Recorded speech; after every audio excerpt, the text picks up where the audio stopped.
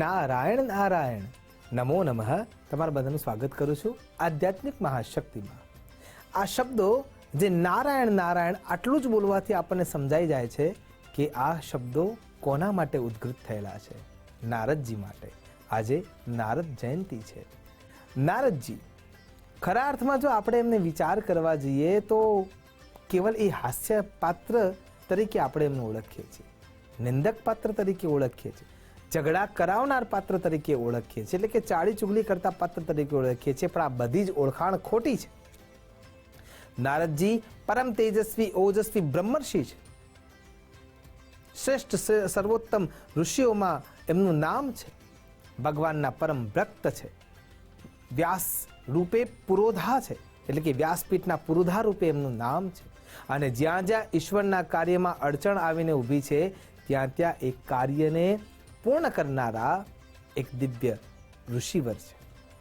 વિશ્વના સૌથી પહેલા સંવાદદાતા છે કે જ્યાં જ્યાં સમાચારની જરૂર છે, જ્યાં જ્યાં ભક્ત તકલીફમાં છે અને ભક્તની પીડાને સશબ્દ એ પીડા સાથે જે ઈશ્વર સુધી પહોંચાડે છે એવા દિવ્ય પુરુષ એટલે ભગવાન નારદજી અથવા દેવર્ષિ નારદજી. અને એટલા માટે નારદજીની આ જયંતીના દિવસે ખરા અર્થમાં નારદજીને ઓળખવાનો પ્રયત્ન કરવો જોઈએ.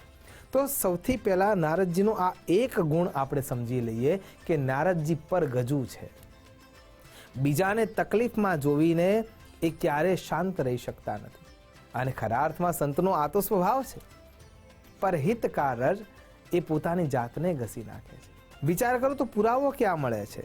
પુરાવો ત્યાં મળે છે કે જ્યારે ભક્તિ મહારાણી પોતાના બે સંતાનોને ખોળામાં લઈને બેઠા છે, જ્ઞાન અને વૈરાગ્ય, જેમનું શરીર નિસ્તેજ છે અને એમને ઉત્તમતા પ્રાપ્ત થાય, એમને યુવાની પ્રાપ્ત થાય, એટલા માટે નારદજી દરબતર ફરે છે, ભટકે છે અને જે દિવ્ય પુરુષો છે એમના પગ પકડવા માટે પણ તૈયાર થઈ જાય છે. સનત, સનંદન, સનાતન અને સનતકુમાર એમને મળે છે.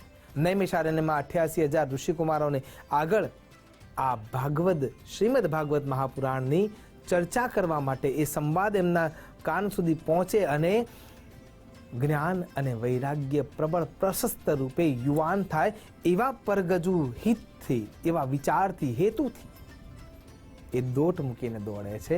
આ નારદજી છે.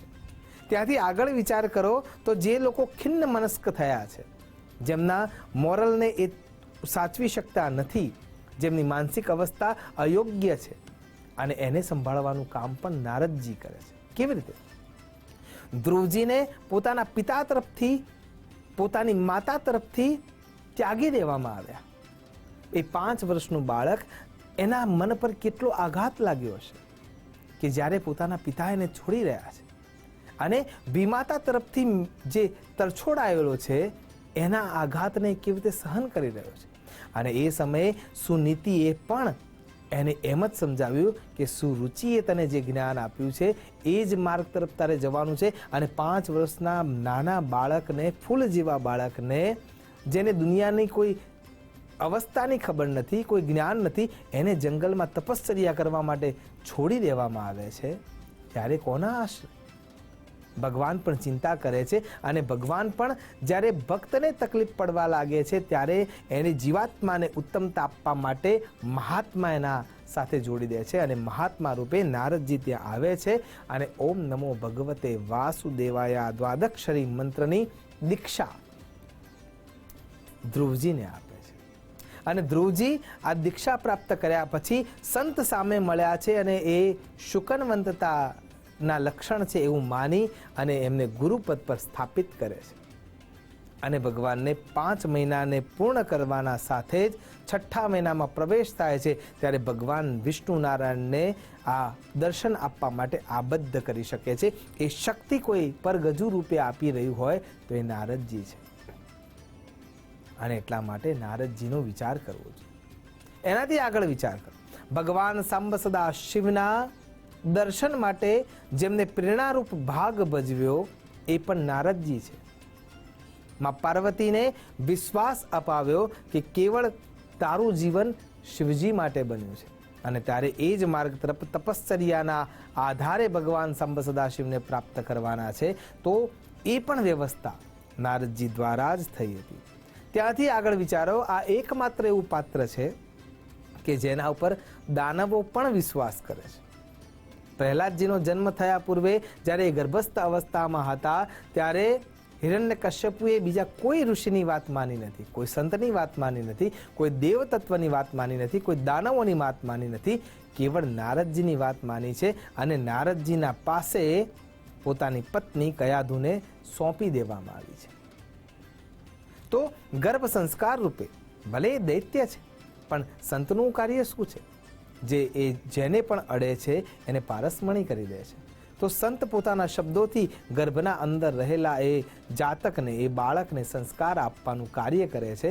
અને કયાધુના શરીરમાંથી ભક્ત શિરોમણી પ્રહલાદજી ઉત્પન્ન થાય છે. અને આનાથી આગળ જ્યારે આપણે વિચાર કરીએ છીએ ત્યારે વ્યાસજીને અષ્ટાદશ પુરાણો લખ્યા પછી પણ શાંતિ મળતી નથી. 17 પુરાણો પૂર્ણ થયા છે, ઉપપુરાણો લખાઈ ગયા છે, પણ હજી એમને આત્મિક સંતોષ થતો નથી. અને એ વખતે નારદજી આવીને સમજાવે છે કે અત્યાર સુધી તમે જેટલા પણ પુરાણો લખ્યા છે એમાં ભગવદ તત્વ વિશે લખ્યું છે, ભગવદ પ્રીતિ વિશે લખ્યું નથી, ભગવાનના પ્રેમ માટે લખ્યું નથી, અને એટલા માટે તમને સંતોષ થતો નથી. અને નારદજીની પ્રેરણાથી શ્રીમદ ભાગવત મહાપુરાણની રચના થાય છે. ત્યાંથી આગળ વિચાર કરો, માર્કંડેય ઋષિ. માર્કંડેય ઋષિને ધર્મશાસ્ત્રનો ઉપદેશ પણ નારદજી જ આપે છે. કહેવાનો તાત્પર્ય એ છે કે નારદજી કોઈ મજાકનું પાત્ર નથી, કોઈ હાંસીનું પાત્ર નથી, કોઈ વિવાદિત અવસ્થા ઊભી કરનારનું પાત્ર નથી. એ સાચા અર્થમાં બ્રહ્મર્ષિ છે, મહર્ષિ છે, દિવ્ય તેજથી લાવણ્યયુક્ત ઈશ્વરની વિભૂતિ છે. ભગવાનજી ગીતામાં સ્પષ્ટ રૂપે કહે છે. અને એટલા માટે એમને વંદન કરવા જોઈએ. અને એમના ગુણોને આત્મસાત કરી જે આપણે આ સામાજિક વ્યવસ્થામાં જે નારદ વેડા બોલીએ છીએ એનો ત્યાજ્ય કરી અને ખરા અર્થમાં સનાતન સંસ્કૃતિના પક્ષધર, વ્યાસપીઠના પુરોધા, બ્રહ્મતેજથી યુક્ત એવા નારદજીના ગુણોને આત્મસાત કરીએ અને ખરા અર્થમાં કર્મ દ્વારા એમને મંત્ર પુષ્પ આપીએ. એ જ અભ્યર્થના સાથે નમસ્કાર.